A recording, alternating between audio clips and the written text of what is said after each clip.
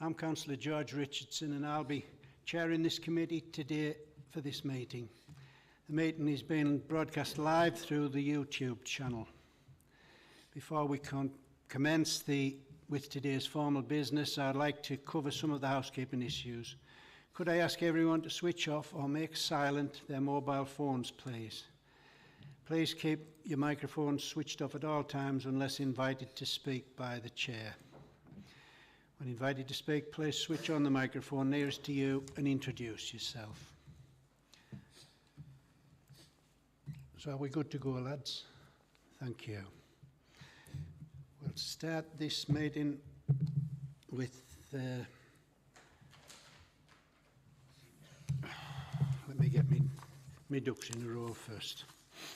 Any apologies for absence? Any substitute members? Apologies from Councillors Joplin, Martin and Savoury, and substitutes are Councillor Hutchinson for Councillor Savoury and Councillor Hunt for Councillor Joplin. Thank you. Any declarations of interest from anyone? Yes. I'd just like to declare an interest on item 2. Gary Hutchinson, County Councillor for Coxlow Ward, and item 2 is actually in my ward. I've had no discussions, interest or anything on that. Thank you, Gary. The minutes of the meeting held on the 26th of July 2024. Can we approve those minutes? Good. So we'll move on to the applications to be determined. Pardon? Oh, yes. I haven't done introductions. We'll start with Kirsty on my right, please.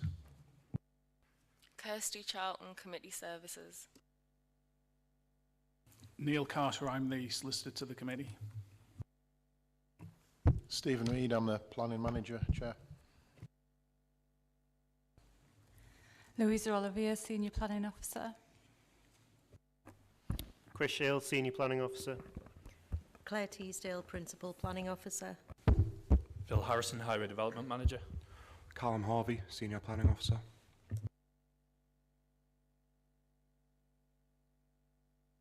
Okay, we'll move straight on with the first application, please, which Louise is going to present for us. Thank you, Chair, and good morning, everyone. So this is an application for the erection of 181 2, 3 and 4 bed dwellings, and this is on land to the south of Greylinstead Terrace at the Middles in Stanley.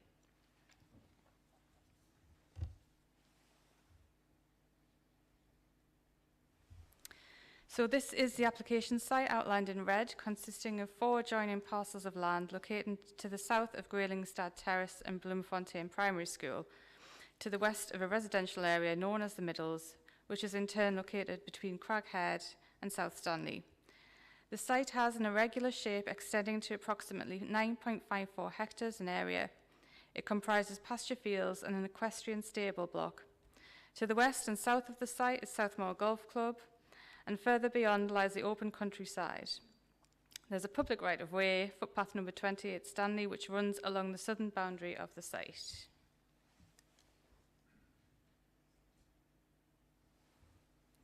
As you can see from the aerial photography, the site is relatively open, bar some fencing and trees and hedgerows which define the field boundaries. There's a group of trees in the southeast of the site, with the stable building located adjacent to the western boundary.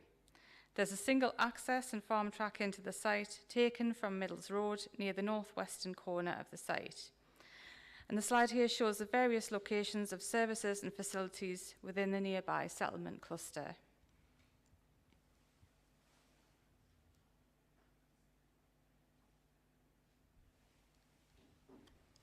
So we've got a couple of site photos here. The first is taken from Greylinstead Terrace, looking south over the fields. Unfortunately, you can see there's been some recent fly tipping on that photograph. The second is taken from Oak Terrace to the east.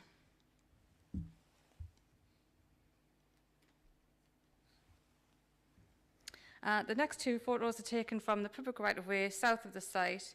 The first from the area where trees are to be retained, and the right photo showing the open views currently over the site.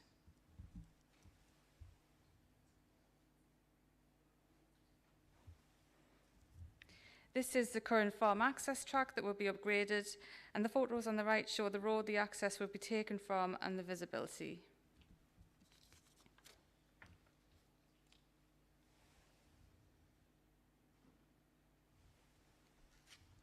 So this is the proposed site plan detailing 181 dwellings with separation buffer from the golf course and the western boundary.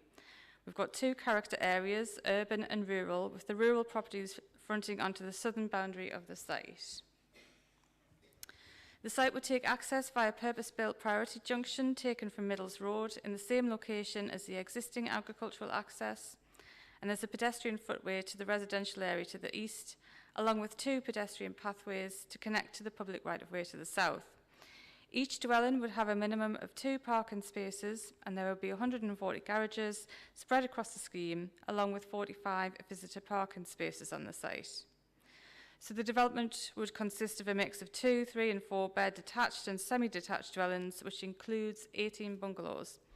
All dwellings would be built to comply with NDSS, and 71% would be M42 compliant.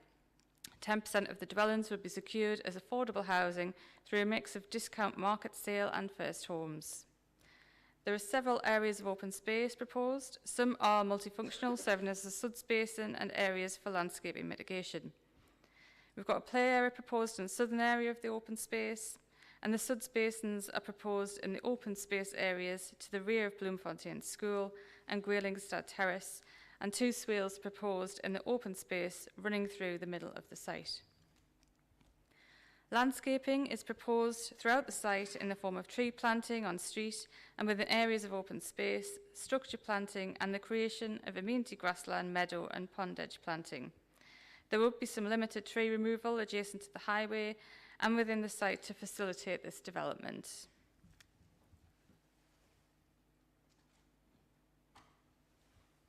This slide shows the various elevations with the top detail in the urban house type and the bottom the rural house type. The material would be various red brick types with dark grey roof tiles. So turning to consultee responses and representations, there have been no objections from statutory and internal consultees subject to conditions, informatives and where appropriate financial contributions. We've had 21 representations, 20 objections and 1 letter, neither objecting nor supporting the application. The objections concerned primarily around the principle in terms of need in developing in the countryside, highways issues, design, residential amenity, drainage and flooding, the loss of ecology, the lack of infrastructure, the impacts to the public right-of-way, the loss of view and property value, that the character will turn into town, not compatible with the countryside way of life, the concerns over antisocial behaviour, the lack of consultation, and the lack of renewables in the design.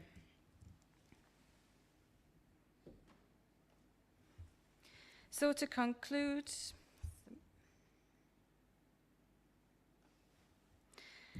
the application accords with the development plan, bar one minor conflict in terms of drainage management, and that's in terms of policy 35, as the design falls short on SUD's management train concept being fully integrated into the site. We need to address the planning balance of material considerations as set out in section 38(6) of the Act. In terms of harm, there will be some residential and visual amenity harm, some localised landscape harm, loss of trees, and the loss of agricultural land, and drainage policy conflict harm, but these harms are not significant and can be adequately mitigated or compensated for. In terms of benefits, there is this boost to the supply of market housing, affordable housing, and housing for the elderly and those with mobility issues. There's a betterment to the local drainage problems currently being experienced. We've got biodiversity improvements and the economic benefits associated with housing construction and occupation. In assessing the conflicts of the development against its benefits, this is a fine balance, and the weight attributed to each conflict and benefit will differ given the site-specific material considerations. However, in this instance, it is considered that the economic, environmental and social benefits of the proposal outweigh the identified policy conflict. The recommendation is therefore to approve, subject to a Section 106 agreement to secure the delivery of affordable housing, an updated habitat creation, management and monitoring plan, and a Section 39 agreement, and contributions to open space, footpath improvement works, and the NHS capacity upgrade. Thank you, Chair. Thank you, Louisa. Very concise as usual. Now we have no parish councillors, no local members to speak, so we'll start with the objectors first. Mark Wilkes, you're down as a resident and you'll have 5 minutes, please. Thank you, Chair. I would clarify that I'm not specifically objecting to the application. Rather, I'm seeking some clarifications which I haven't been fully able to obtain thus far, but perhaps I will get shortly. And I would also perhaps should declare an interest in the point that I am the portfolio holder for neighbourhoods and climate change on the council, which covers environment, biodiversity and other such matters as well. And it is biodiversity that I'm seeking to speak on now. And particularly in respect of the lack of clarity regarding biodiversity net gain within the site. To the vast majority of people reading the documents on the website, seeing that a biodiversity calculation shows that a 9.5 hectare site would have over 8 hectares of urban trees is clearly nonsensical, and I've sought and received some clarification on the way in which the metrics are calculated and acknowledge the information that the office has presented today as well. What seems to be unclear from within the biodiversity assessments and other documents is how many of the 366 trees that are going to be planted on the site will actually contribute to the biodiversity net gain requirements.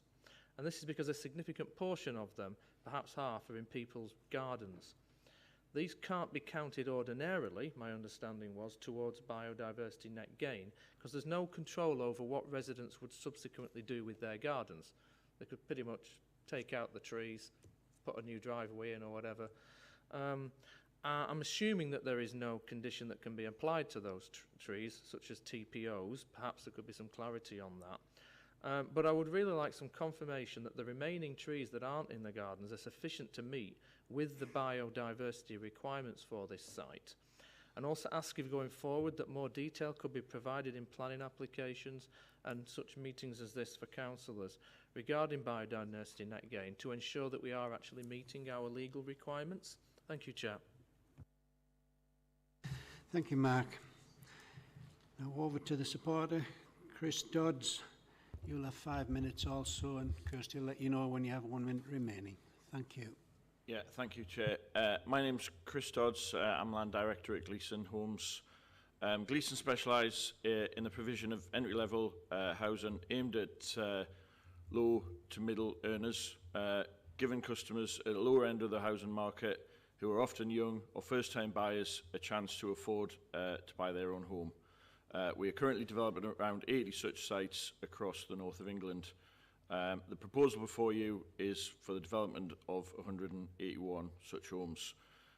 We take special care in determining selling prices that are affordable to as much of the local market as possible, with all of our Gleeson developments being priced to provide homes with an entry level which can be afforded by a couple in full-time employment on the national living wage. And we intend to do exactly that with this site.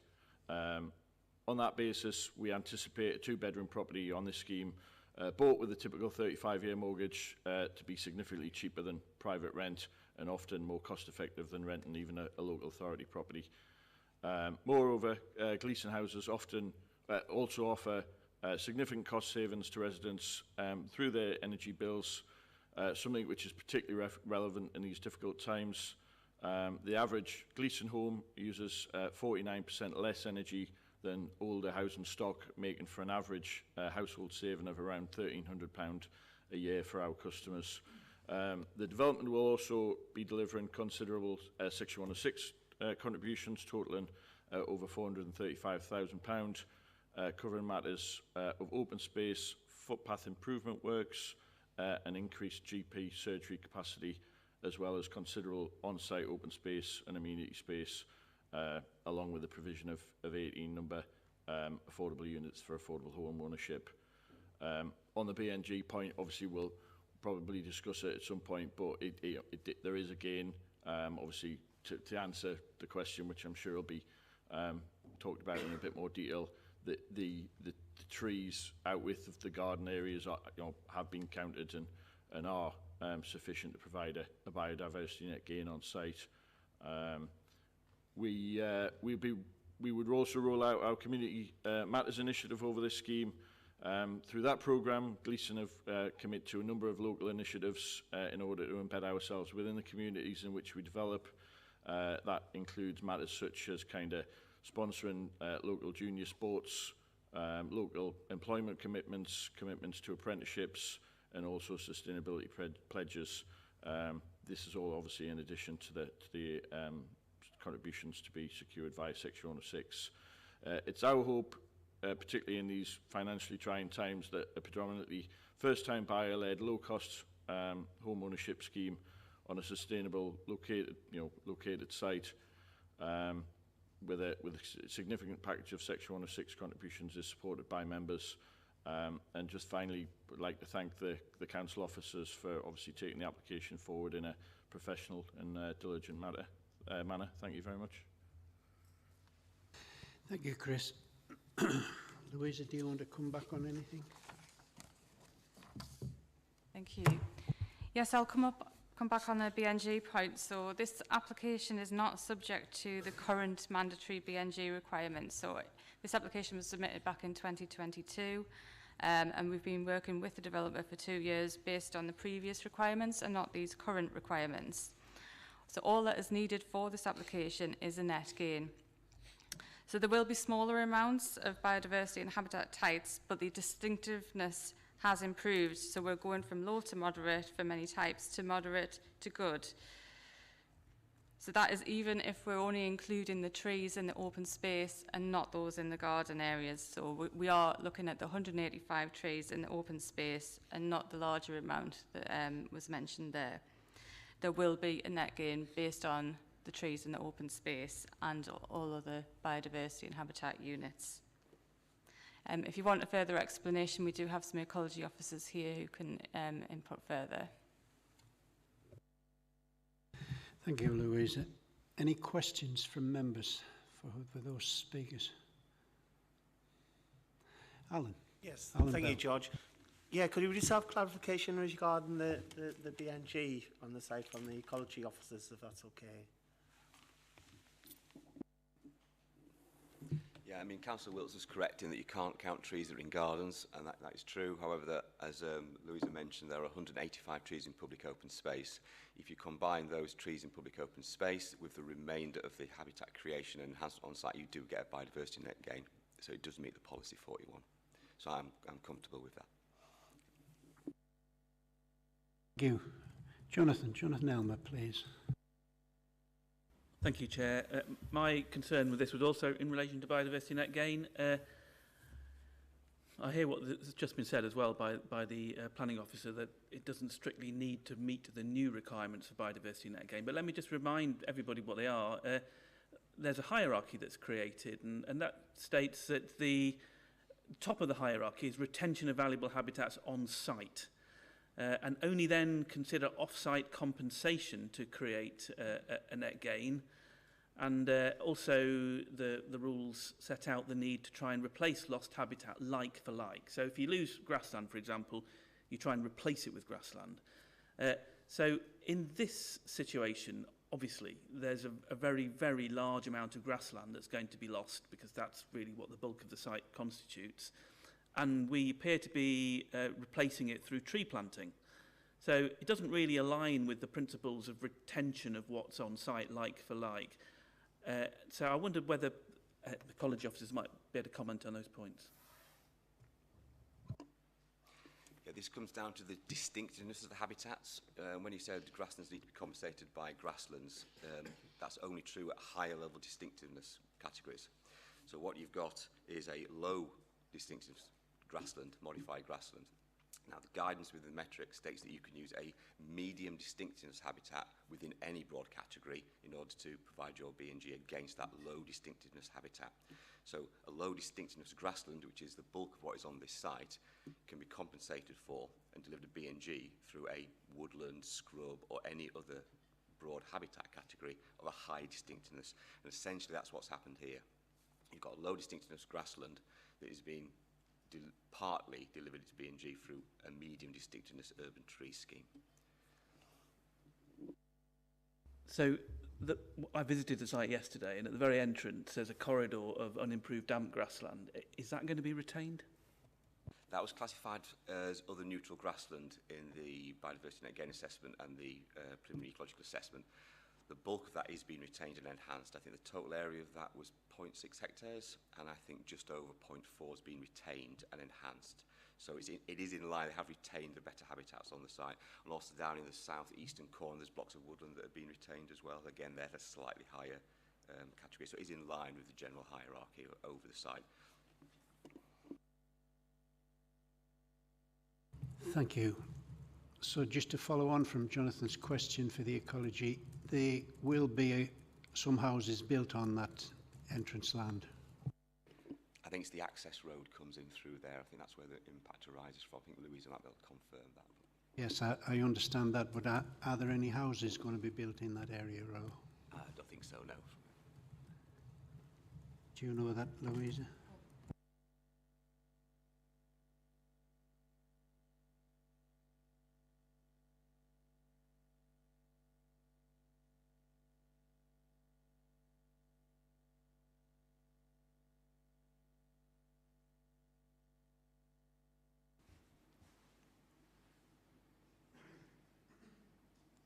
So part of it will be built upon with these houses here, but some of it will be retained here.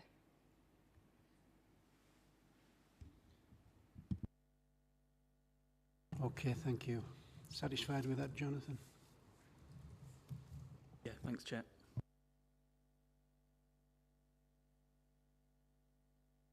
Any more questions from members? Right, well, we'll open the item up to the committee to debate. Simon, your hands was up first, please. Simon Wilson, and then Jim next. Jim. Thanks, Chair. I think obviously where a lot of this seems to be, the questions seem to be around the ecology. I'd just like to thank the ecology officer, because from what he's done there is he's explained how this has sort of been come to in terms of his point of view with that decision, the fact that this does meet policies. I think the fact that it meets policies would tend towards the fact that it does meet the planning framework that we have, also the tilted balance towards development. I can't see how, if we do meet policies, we'd actually be able to uphold anything around ecology in that respect with the report we've had from the ecology officer. Note that obviously having gone past the land's it's not been used for however long I've remembered now. I'm in my mid-30s now. I think for me it would be, and given the fact that we've had no real for something of this size to have 20 objections, it's not really that many. I'm happy to go with the officer's recommendation and approve, and I move that. Thank you, Simon. Jim Atkinson, please. Yes, Chair, it looks like a fair assessment by the officers as far as I'm concerned. As Simon says, there's 20 objectors, there's not 20 people in the room. Notwithstanding what Councillor Wilkes has had to say when he came, he hasn't come to object, and I have no objections either. So I'm quite happy to second Simon's recommendation in favour of the officer's approval. Thank you. Has anyone else anything to add? Kevin Shaw. Yes, Chair, I didn't want to repeat what's previously been said, but schemes like this are absolutely essential if, as a council, we're going to meet our future housing need. Thank you. Jonathan Elmer, please. Thank you, Chair. I just wanted to also make the point that I'm actually in support of this application. I obviously wanted to make sure that things were done exactly right with regards to the ecology side of things, but that doesn't change my overall view on the value of the application. Thank you. Thank you. Anyone else? Well, perhaps I could ask Highways a question on behalf of the local member who couldn't be here. She did express some concern where the access is, that you go straight into a bend. I think I know what you'll say, but I'm just asking you outright on her behalf. I will just confirm to Chair that it meets all the requirements, all the relevant technical standards in terms of visibility. Thank you. Well, oh yeah, Neil just wants a word. Thank you, Chair. It's just a very minor point of clarification. I know Councillor Wilson referred to the tilted balance, but just to be clear, this isn't a tilted balance situation. This is what we generally call a flat balance. Thank you. Thank you. So we've got a mover and we've got a seconder to approve this application. All those in favour? Thank you. That's unanimous. So we move on to the second application today. And the planning officer will be Chris Shields.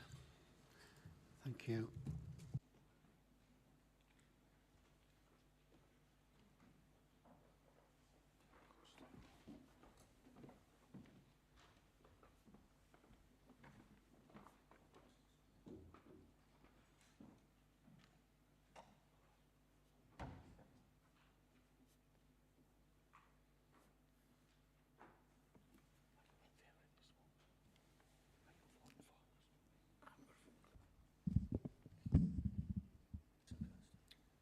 Okay, for we're ready.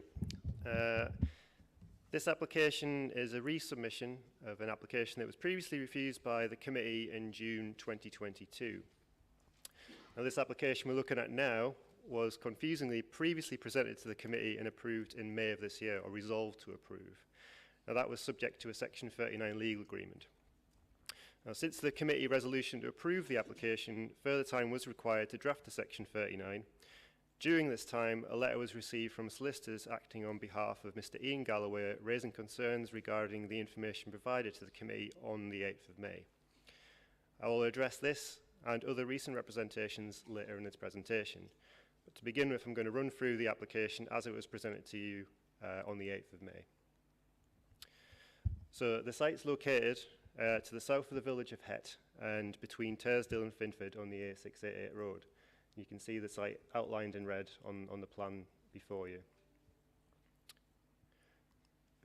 The aerial photograph here shows the extent of the site and the field boundaries around which the red line shows there. Now you can see Tersdale over to the east here, the northeast, and the Tersdale roundabout there. Over here we've got the Durham Gate development, substations to the south of the A68 road. Just off the plan is the village of Het to the north there. This is a view of the site looking north from the A688 road. You can see the Amazon building just to the north there. This is looking from the Tersdale roundabout west across the site. Particularly included this viewpoint as part of the landscape requirements to come by condition is a scheme to include tree planting in the patch in the foreground here to screen the site, not only from this roundabout but also to break up views from further to the east at Quarrington Hill. And this is from Het Mill Lane looking southwest across the site. So if we just go back to the aerial, this is taken from approximately here. For anyone watching on YouTube, that's about the middle of the site. That's the view again. This is the site layout. Now the change from the previously refused application is some of the panels were removed, particularly to the south of the site, or the south of the A68 road. The original scheme included an area of panels here.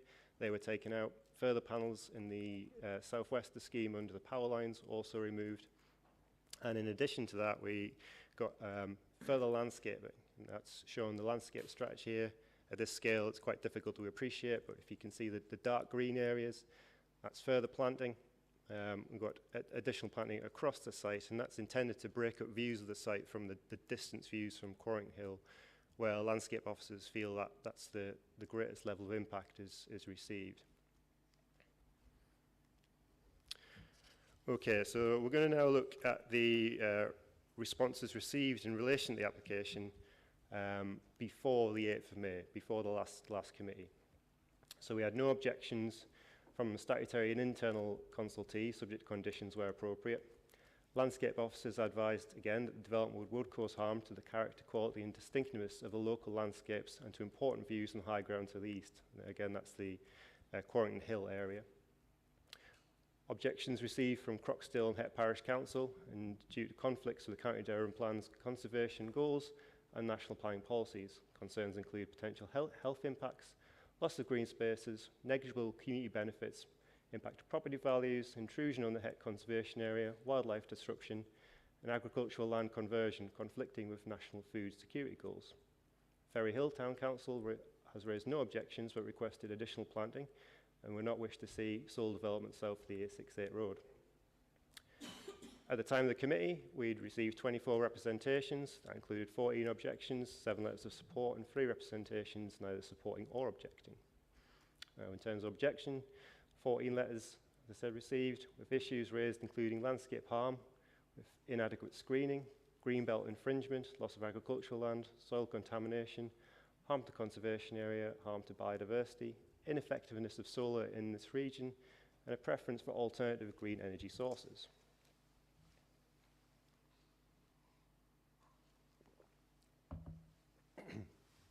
Bullburn and Park Hill Community Partnership stated that the site's proximity to the partnership's boundaries suggests potential significant visual impacts, including on the area of higher landscape value. CPRE, that's the Campaign for the Protection of Rural England, has objected to the solar farm due to the landscape impact and loss of agricultural land. Requests have also been made to ensure cyclists are protected during construction works and that there be additional mitigation for Skylark and Curlew. Now, in terms of support, 7 letters of support received stating that the solar farm would generate enough clean electricity to meet the annual needs of 14,400 households, reducing energy costs and enhancing energy security. It would save over 14,900 tonnes of carbon annually, contributing to climate and environmental goals. Biodiversity net gain would reach 61% for habitats and 86% for hedgerows, including planting of 3.6 kilometre of new hedgerows and providing bird nesting areas. The development would generate significant business rates and provide a community benefit fund. Mary Kelly Foy, MP for City of Durham, supports the application due to Durham County Council's climate emergency declaration and commitment to carbon neutrality by 2045. She advocates for renewable energy projects to address energy price shocks and reliance on unstable markets, aligning with UK's net zero targets by 2050. Now we'll move on to the representations received since the last committee. We've had a further 4 representations received in relation to the application. 3 of these letters were from local residents raising concerns regarding a lack of community support for the development, visual and emotional impact on property values, suggesting that solar should be deployed on buildings rather than agricultural land, and there was a criticism of MP Mary Foy for supporting the application. An issue was also raised that the construction hours in the application do not match those in the recommended conditions. The hours proposed by the applicant in their submitted construction, decommissioning and management method statement are 8 o'clock to 6 o'clock Monday to Friday and 8 o'clock to 2 o'clock on Saturdays. The construction hours set out in the condition are 7:30 in the morning to 7 at night, Monday to Friday, and 7:30 in the morning to 12 on Saturdays. These hours are typical of other major development projects, including solar farms, and are not considered to be unreasonable or unacceptable. The applicant's proposed hours are shorter than those set out in the planning condition, and they are not prevented from working shorter hours if that suits their construction programme. So there was no intention to change that condition, but that's just an explanation of why there is a difference. The 4th letter we received was from solicitors representing Mr. Ian Galloway. This letter, supported by a document analysing the capacity of solar farm, states that the output capacity of the solar farm was incorrectly presented by the applicant and the council at the previous planning committee meeting, that is the 8th of May. It is alleged that the applicant misrepresented the total number of panels to be installed on the site. The application documents state 135,420, whereas the objectives have calculated from the basic layout plan that there will be 135,360. It is also stated that the size of the panels exactly matches that of a commercially available Trina 685 WP panel type. The letter and technical analysis submitted by the objector solicitor in respect of the proposed Het solar farm alleged significant errors in the officer's report presented to planning committee. In particular, the errors are said to relate to the peak output calculation, overplanting and the community fund. Regarding the direct current output capacity of the proposed solar project, the original committee report stated the capacity is 77 megawatts peak output, while the objector's calculations excuse me, suggest that the output could be between 92.7 megawatts and 94.7 megawatts based on the surface area of the solar panels and applying data from a limited range of commercially available solar panels. Furthermore, the letter alleges that the overplanting of panels is excessive, resulting in associated environmental impacts. The applicant claimed that a DC to AC ratio of 1.25 and 1.8 is industry standard for solar farms, but the objector's analysis suggests that industry standards and their own research indicate much lower ratios, ranging from 1 to 1.13 and 1 to 1.4. The ratio Mr. Galloway alleges that the applicant is working to is between 1.86 and 1.9, is significantly higher than both the industry norms and the applicant's own claims. It has also said that the lack of justification for the chosen inverter ratio has direct implications for the size of the solar farm and the amount of land it would occupy.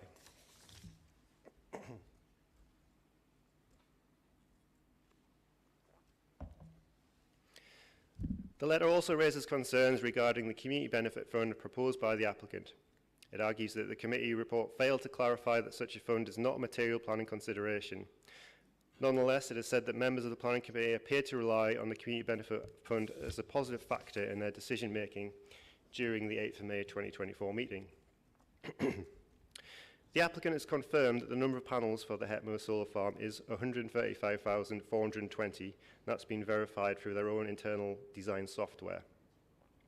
The applicant has contended that the DC capacity calculations in the letter and technical analysis provided by Mr. Galloway are based on a total surface area method and refer to assumptions from a draft of National Policy Statement EN3 from 2021, which were removed in later versions, including the final EN3 that was adopted in January of this year. This method is not typically used by the solar industry to calculate capacity. The author of the objector's technical note also made assumptions about the panel type and overall capacity, which the applicant rejects as technically flawed. The applicant has provided calculations to demonstrate that the installed capacity for the proposed development would be around 77 megawatts peak, as in the original committee report.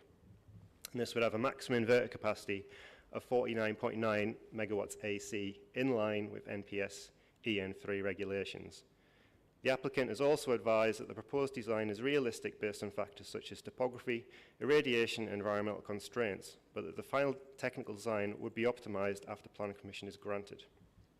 The applicant's supplementary statement, submitted on the 8th of March 2024, prior to the last committee, states that the proposed peak capacity of approximately 77 megawatts peak is within an optimal range for a 49.9 megawatt AC solar farm project, resulting in an overplanning ratio of around 1.54 or 54%.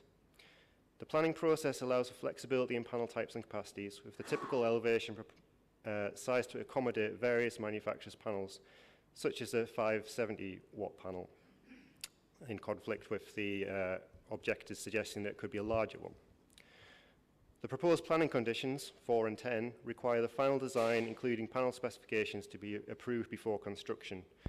Overplanning with the proposed ratio can be achieved with different panel configurations. The reference to a community benefit fund is mentioned 3 times in the committee report, twice in the summary of public responses, and again in the applicant's statement section. The provision of a community benefit fund formed no part of the officer assessment in the planning merits in the committee report and was not afforded any weight in the planning balance, as it is acknowledged that it is not a material consideration. Furthermore, during the previous planning committee meeting, whilst the applicant did state that there would be a community benefit fund, the planning and development lawyer, Mr. Carter, advised that this was an agreement which was outside of the planning system and therefore could not be afforded any weight. And members is reminded again that the presence of such a benefit fund is not a material planning consideration.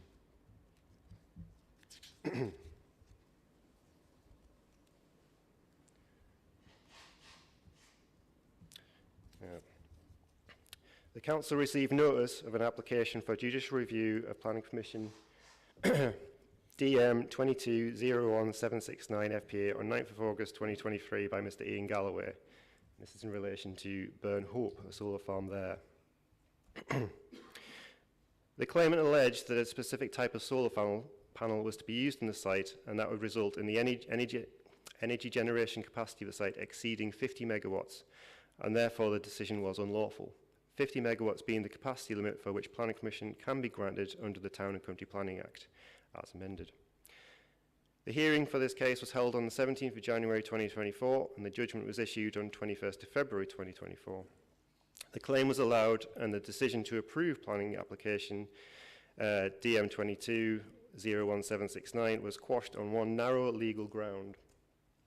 The judge stated that the defendant, i.e. the council, stated to take into account an obviously material consideration, namely addressing whether it was approving more panels over a larger area than were required to produce the stated and a lawful electricity generating capacity. Whilst the claim was allowed, the judge dismissed the assertion that the development exceeded a capacity level that the council could determine as a planning application.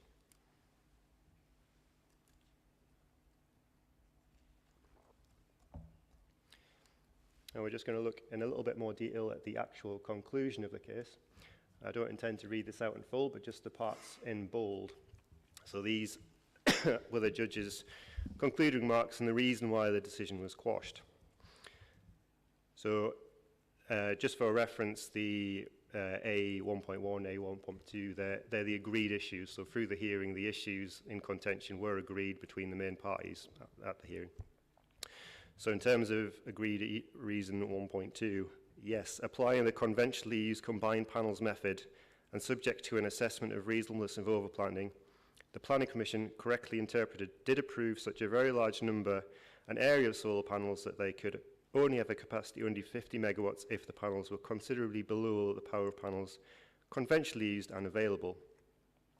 And yes, the Planning Commission is unlawful because the defendant failed to take into account an obviously material consideration, namely addressing whether it was approving more panels over a larger area than were required to produce the stated and lawful electricity generating capacity. So it's important for us to consider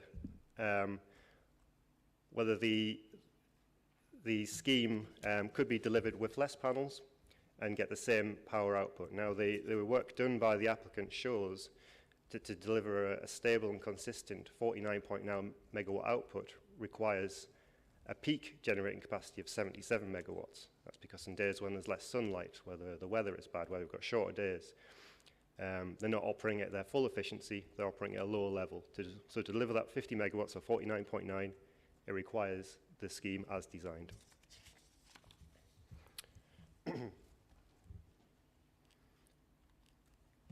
So just in summary, as per the 8th of May Committee, the resubmission application has been amended in order to address the Council's reason for refusal of the 2022 scheme. and although there would remain a degree of landscape harm, this harm must be weighed in the planning balance. The development would provide a significant renewable energy source, providing clean energy to over 14,400 homes, reducing dependence on fossil fuel power stations, with additional employment benefits during construction and maintenance, as well as biodiversity and landscape improvements. Whilst it is accepted that the proposed solar farm would have an impact in the landscape, it is considered that the benefits of the development in terms of energy supply and security, support for renewable energy, biodiversity enhancement and job creation would outweigh that harm in accordance with County Durham Plan Policy 33. The proposals have generated some public interest. Concerns expressed regarding the proposals have been taken into account and carefully balanced against the scheme's wider social, economic and public benefits. All of the material considerations have been taken into account at the determination of the solar farm application and found to be acceptable. The proposed development is considered to be broadly accorded with the relevant policies, the County Durham Plan and relevant sections of the NPPF. Thank you. Thank you, Chris. Very long presentation. Well delivered. Now then, we've got no parish councillors, and on my sheet I've got no local members. Jan, does this come into your ward or not? Do you wish to speak or not? Yes, Chair. I'd like just a minute or two, that's all. So you're welcome to speak as a local member, and you can go now if you will. Right, thanks, George.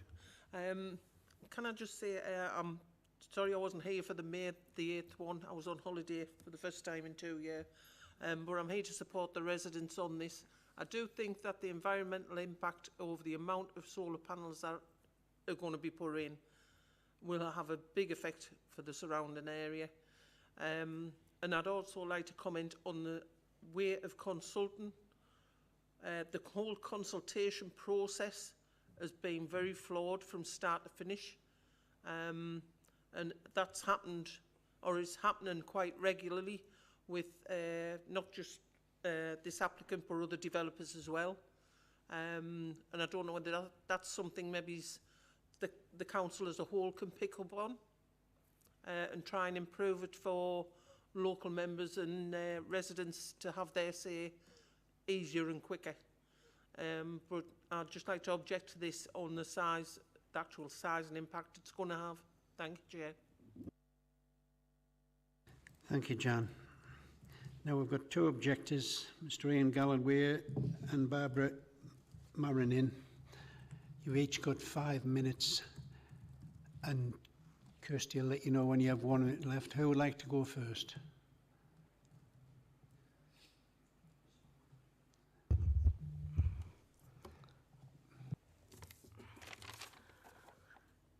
My name is Barbara Marinin. I've lived in Het for 48 years and was born and raised about a mile away. I'm a science graduate and teacher. I consider myself an environmentalist, a supporter of renewables and solar power, but only when approached sensibly. This project is not sensible. If completed, 282 acres of productive arable land will no longer be used for food production. Where does this leave our food security? The more of these monstrous projects that are allowed, the more we become dependent on other nations for our food. I know this area well, and it's been farmed as long as I've lived there. Why is it suddenly of little value? It's classed as grade 3, which is good to moderate quality. We have a solar panel battery system on our house in Het, but we still need to use the grid. We have the maximum number of panels allowed on a private house of our size. So I would question just how efficient solar panels can be on schemes like this, especially in this area. Around here, the sun doesn't shine enough to provide massive amounts of power. Our system generates for less than 25% of the time, mostly nowhere near the maximum, which requires a very bright day. How many of these do we get in this area? Last week at midday, it was approximately 5% efficient, and that was in September. Today, before I left the house, it again was generating at 5%. We've had our panels checked. They are reckoned to be efficient. On a clear, bright summer's day, they generate a lot of electricity. It's just in this area, we don't get many days like that. Solar panels should be mandatory for all new buildings, and their installation on existing buildings encouraged. Up here, it's not efficient enough to warrant the destruction of arable land. I was also just wondering, were solar panels on the last submission for the housing? This project, in my view, has been perceived as an easy way to tick an appropriate green box without people really understanding the implications. I think it will ultimately turn out to be an exercise in greenwashing with some box ticking in carbon offsetting. In addition, the County Durham Plan, Section 518, states that the rural and tranquil nature of Durham countryside is an important asset for its residents and visitors, and any development needs to be compatible with its location. Policy 26, Green Infrastructure Development, states that where appropriate, a project would be expected to improve the county's green infrastructure network. This project, due to its size and impact on the environment, does neither of these. In addition to all of that, there's the consideration that the panels and the steel required for pylons will probably be imported from China. So we're not even gaining from producing these things ourselves. I've got a little bit more time than I expected to have, So in addition to that, I would like to say that as a resident of Het, I have never been consulted at all by anybody researching whether or not this solar project should go ahead. Mary Foy contacted no one within the village, and yet she thought to vote in favour of the project. I have received no questionnaires from... 1 minute remaining. Right. I've received no questionnaires, and neither have many other people within the village.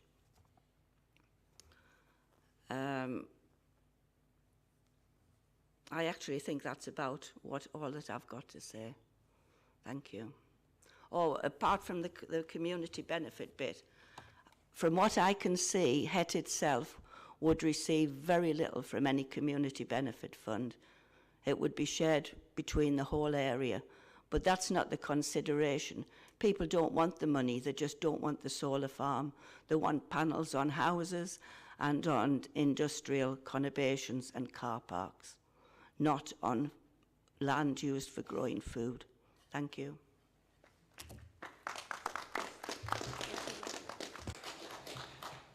Thank you, Barbara. On a personal level, I also lament the loss of agricultural land being a farmer.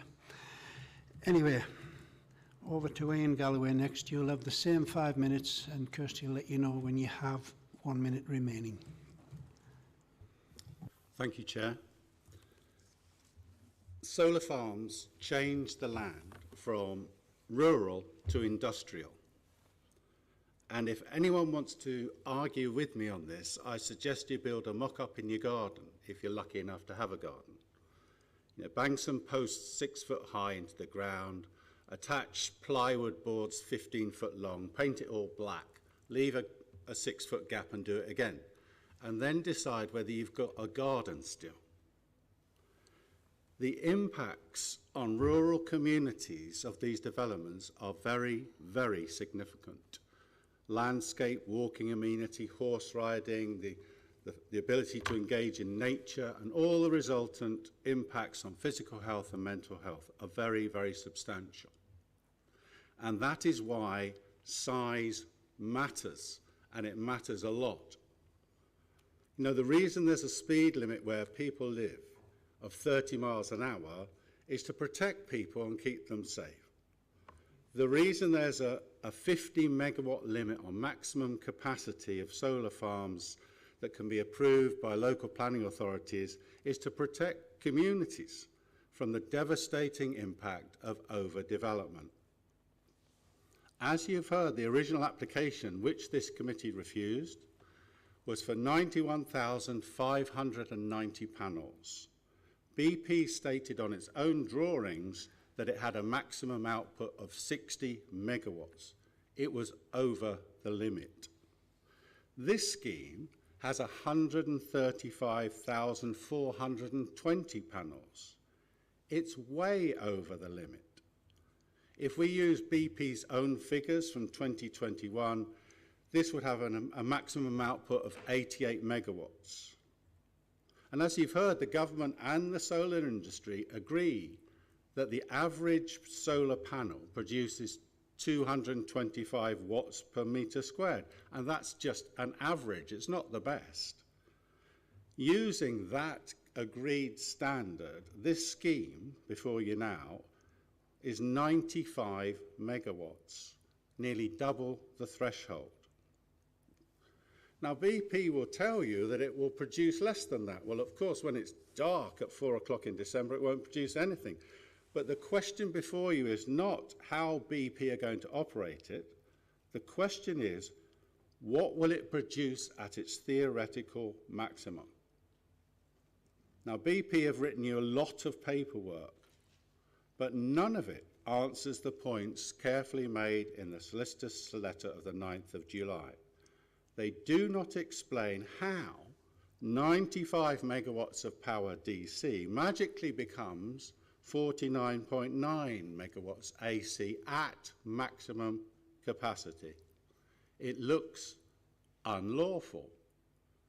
And as you have heard, BP have form in this matter. And I urge you to refuse it, or at very least to defer it, so that more work can be done on this crucial point.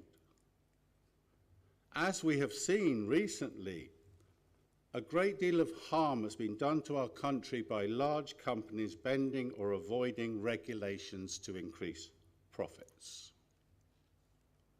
And I urge you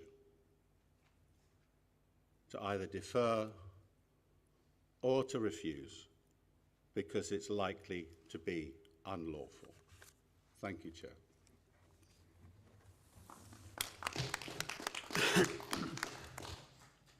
Thank you, Ian. Now for the supporters, we've got Robin Duncan as the applicant, and you've got 10 minutes to speak. Kirsty will let you know when you've got 1 minute remaining. We've also got Andy Chris willing to take questions at that time. So over to you, Robin. Many thanks. My name is Robin Duncan, and I'm a Senior Development Manager at Lightsource BP.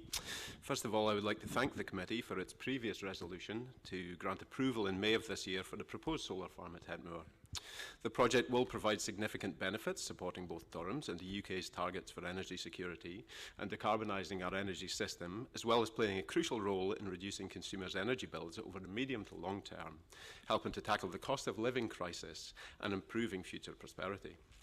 This solar farm will meet the energy needs of approximately 14,400 homes, save approximately 14,900 metric tonnes of carbon per year, and provide wider environmental benefits through new and improved habitats, and boosting biodiversity with a 60% biodiversity net gain in those habitats and an 86% gain in hedgerows. As we heard from one of the landowners in May of this year, the land is 3B or below classified. It has low crop yields. The soils are impermeable and much of it is waterlogged in the autumn and cannot be worked for much of the year.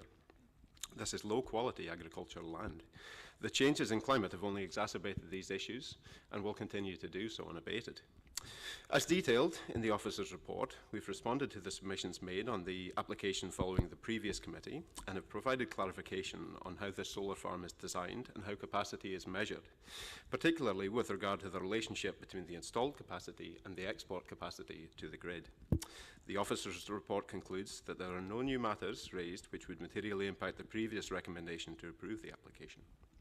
We do recognise that our response is quite technical in nature and would therefore be happy to assist in any questions that anybody may have. And indeed, my colleague, one of our engineers, Andrew Chris, is here today to assist in that discussion between the DC and the AC balance.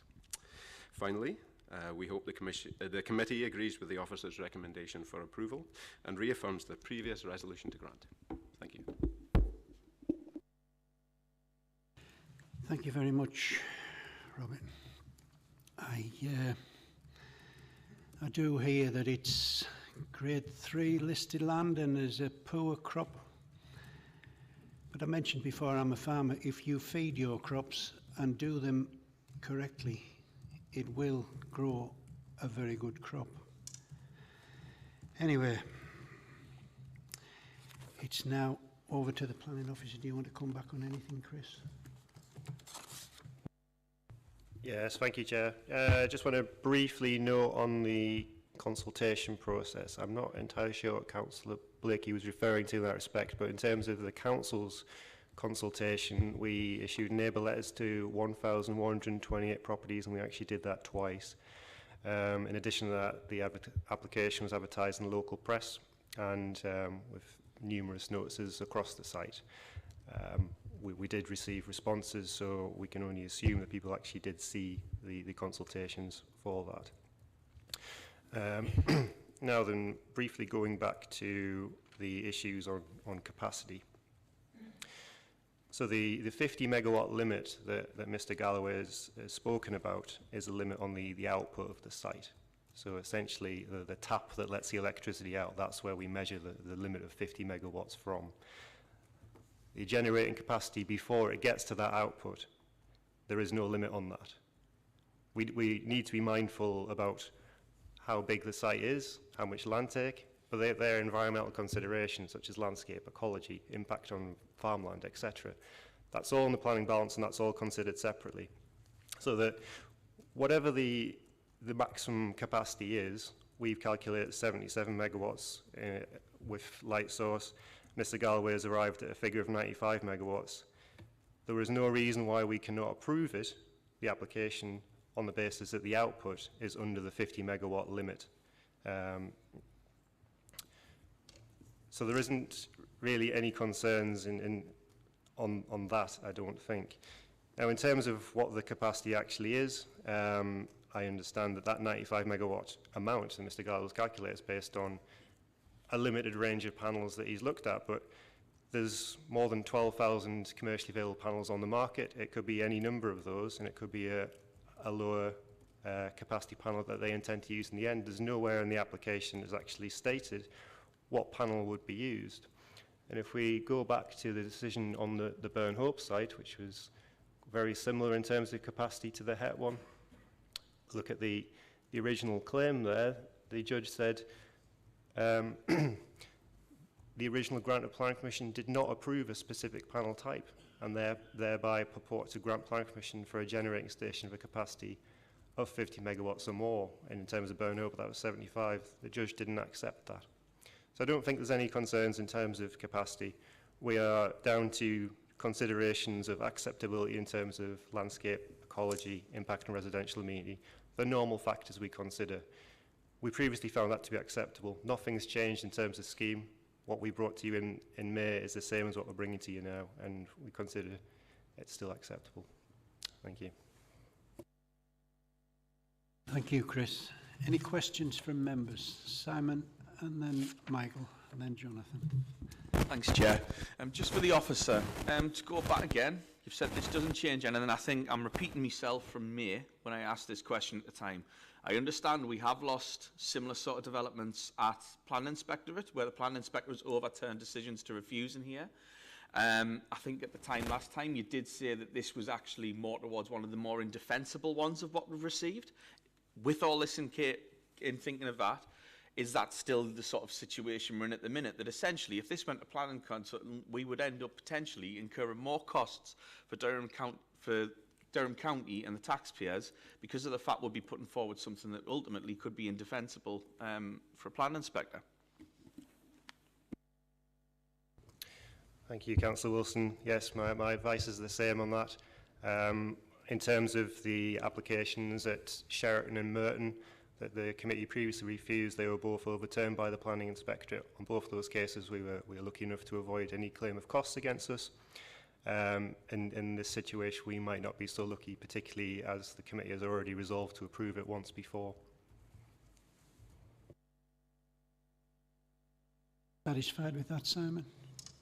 Thank you, Chair. Thank you. Michael, Mike Curran, please. Thank you, Chair. I just wanted to clarify on the burn-up development. Is that development now on hold, or is that ongoing? Is it kind of past? Yeah, so we got the decision on the Burnhope case in February. At that point, the decision was quashed and it took a step back. So we're actually, from February, we've been at the pre-committee stage. So at some point in the future, we'll bring that back to the committee to determine again. And do you expect to change something in the proposal to get it through the legal stage that it failed at? No, there is no changes to the development. As we said, and what the judge just set out here, the development was not too big. He didn't quash the decision because it was of a capacity of more than 50 megawatts. The reason why the decision was quashed is because the committee didn't consider, and this is the points here, we failed to take into account an obviously material consideration, namely addressing whether it was approving more panels over a larger area than were required to produce the stated electricity generating capacity. So essentially, we know that the burn-up scheme, the peak output is 77 megawatts. So all we have is the evidence to demonstrate that 77 megawatts shown on the plan is necessary to provide the stable peak average output of 49.9 or 45 in the case of Burnhope, as that's what their output is. Can I just check that you understand what I mean by that? Right. Okay. The second question was, I've spoke on these projects in the past few meetings, and I've asked the question, does the council have a plan for how many of these developments we want to have in County Durham? Because it seems a little bit of a free market, Wild West type process to get one of these up and running. Is there any view from the council officers to have a plan, to have a limit on the number of developments or a target for them as part of some kind of County Durham plan? At the moment, we don't have a plan to limit or set a target for capacity. That could form part of the revisions or updates to the County Durham plan, which I believe starting next year. Steve? Yep, next year. At the moment, we do have the solar supplementary planning document, but that doesn't set any targets or limits. That's just advice on how to determine applications. So I think as per your previous comment, which was just in May, the situation hasn't changed on that matter, but we will potentially be looking at it going forward. Sorry. Thank you. I just had one final question. In terms of the numbers for this development, I've heard the 50 megawatt AC is the output figure, and the gentleman who objected said that the DC figure was 95 megawatts max, which I think you're challenging. What do you think that 95 megawatts number is actually?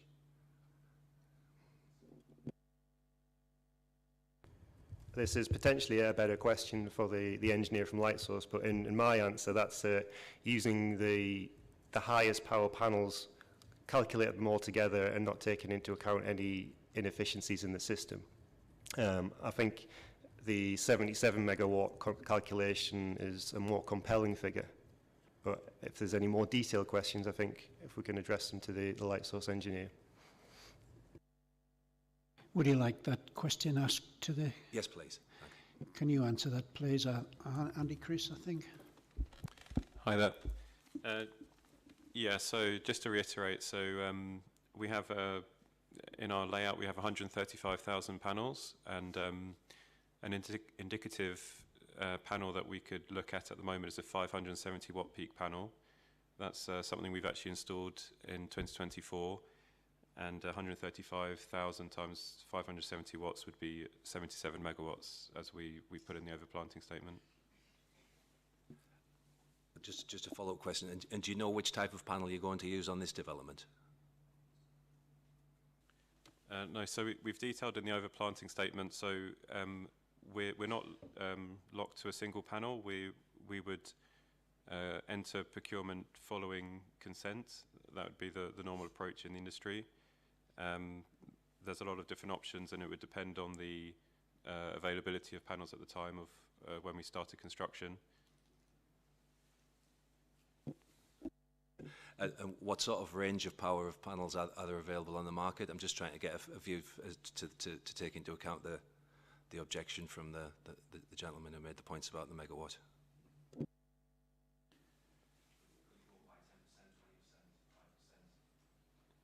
So the range, the slight complicating factor here is that 570 watt peak panel, there would be panels up to say 680, 700, however they're larger, so you would then fit less, you would reduce the number of panels on the site to then reach a 77 megawatt peak capacity, if that makes sense. I just find it a little bit strange that you wouldn't know what you're going to install. It's, yeah, and hence you would know what your megawatts were going to be. It's quite a significant investment, so we would make that investment once we knew the project was consented. And as we've said in the overplanting statement, the panels themselves are almost identical visually.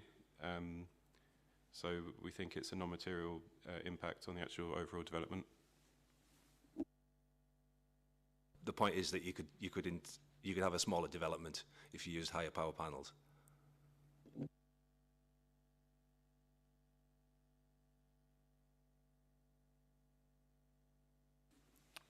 Yeah, so I think the point on the overplanting statement that we provided is we would look at it more in terms of the overall capacity. So we provided a 77 megawatt capacity as an indicative number. how we would accommodate that with different modules kind of would vary. It would, in a way, the actual generating capacity of the project itself would be unaffected by the module choice itself. But if you've got a higher power panel, you would need less panels, wouldn't you? It would have less impact on the environment. I'm just from whether you want to do that or not is a different discussion, but just factually. Sorry, allow me to step in there. I mean, this project has been developed and the layout arrived at based on the environmental constraints, the lay of the land, the radiation, various different technical factors that we were presented with. The layout that we've brought forward, it makes most efficient use of the grid export capacity, which is a scarce resource in the UK, of course, without major upgrade in the networks. If we're talking about panel type at the moment, as Andrew quite correctly says, we've used an assumption of a 570 watt peak panel at the moment based on what we've most recently installed. Of course, we will look at market conditions at the time when we come to construction and procurement of any panels and see what the prevailing conditions are then. If it comes down to a consideration of layout, then the final layout will be, of course, approved by the committee. If there's a planning condition attached to any consent, then we can rely on this. Your question, as I understand it, is on could you use less panels, a lower area of land? Potentially you could, but I believe based on various different simulations I've seen on other projects that the difference would be really negligible based on the number of panels that you might use, their layout, table design, spacing, so on and so forth. These panels, I mean a 570 watt peak panel is almost identical to the untrained eye to a 680 watt peak panel, for example. It would make very little difference, and I think, as the planning officer has said, they've considered the planning, the policy context here and the environmental impacts of the scheme and found them to be acceptable. Thank you, Michael. Some very thoughtful questions there. Jonathan, I've got you next, please. Jonathan, withdrawing my question, Chair, because it's really been answered already. Okay, Gary Hutchinson, and then Alan. Thank you, Chair. Obviously, I know the area very well. It's in my ward. I do think the size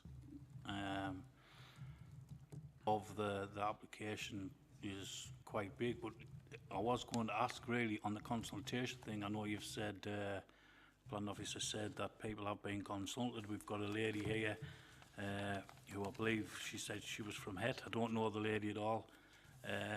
But Het's probably one of the closest villages to this.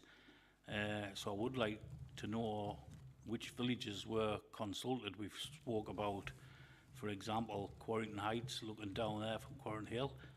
Was that consulted on? Tursdale, Het,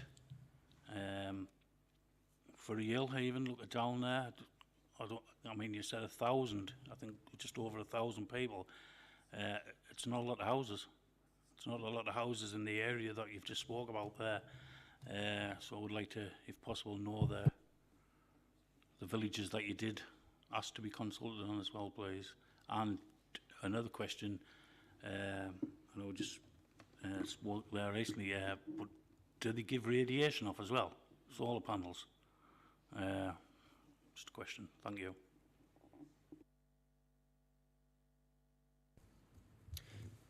Yeah, so we did carry out the consultations on Het, Ferry Hill, Spennymoor, Durham Gate, and over at Quarrington Hill, and the site notices in all of those places too.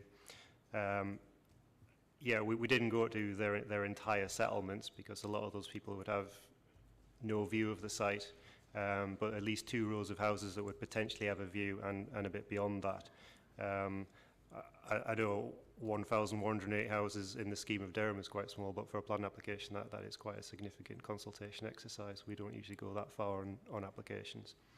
And in terms of your second question about radiation, like any electronic device, it releases electromagnetic radiation. People have solar panels on their houses, they're harmless. It's much more dangerous to be outside in the sun. Thank you. You don't want to come back with anything, Gary? I just think on some of the consultation things that was mentioned there, I mean, we did mention Quarton Heights, we did mention Tursdale, which is probably less than half a mile away, which wasn't mentioned there. It just seems strange that it is in the middle of quite a big area, and you can see from quite a big space as well, that a lot of it wasn't consulted on. I understand that everybody cannot see from the area as well, so I understand where the answer came from as well, but seems a bit strange. Thank you for that, Gary. Alan Bell, please.